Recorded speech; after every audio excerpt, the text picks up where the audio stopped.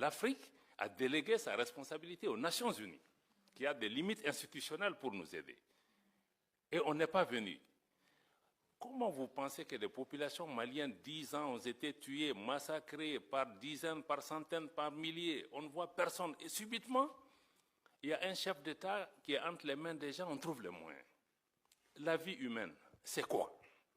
Ça aussi, on peut se poser ce type de questions, quelle que soit l'importance d'un chef d'État. Est-ce que ces populations qui ont été tuées méritaient d'être tuées ou leur vie humaine ne vaut rien? Et ça, on voit ça aujourd'hui encore. La vie humaine en Ukraine n'est pas la vie humaine au Sahel. Là encore, je vais mettre en cause nos amis de l'Union européenne, tes anciens amis, où quand on se battait, on a négocié, vous et moi, avec d'autres de vos collègues pendant des années au Sahel. Il y avait la mission européenne de formation, il y avait ECAP, il y avait des militaires européens. On dit, aidez-nous, ils étaient en train de former nos gens, ils investissent des centaines de millions d'euros. Voilà ce que nous voulons, c'est train and équipe, former et équiper les gens. Mais les militaires maliens qui étaient engagés dans les formations européennes devaient amener leurs propres munitions. Et on nous a toujours dit que l'Union européenne ne donne pas d'armes létales. Et ce qu'on donne en Ukraine, ce n'est pas des armes létales? Est-ce que la vie d'un Ukrainien vaut mieux que la vie d'un Sahélien? 2 poids, 2 mesures. Subitement, il y a la guerre en Ukraine, subitement, les armes létales sont autorisées.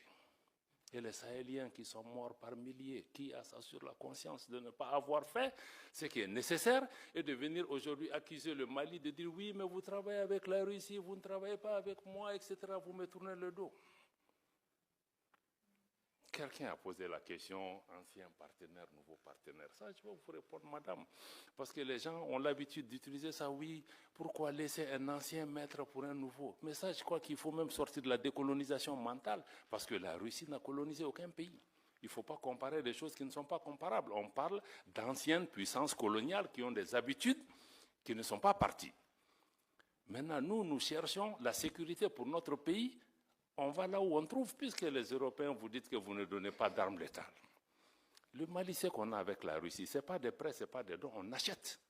Ils nous vendent. On est parti avec les Européens, avec les Américains, on dit qu'on achète, ils disent qu'ils ne vendent pas. Mais vous voulez que je lutte contre Al-Qaïda, l'État islamique, avec des bâtons? Et subitement, en Ukraine, vous vous êtes rendu compte qu'il leur faut des armes pour se battre.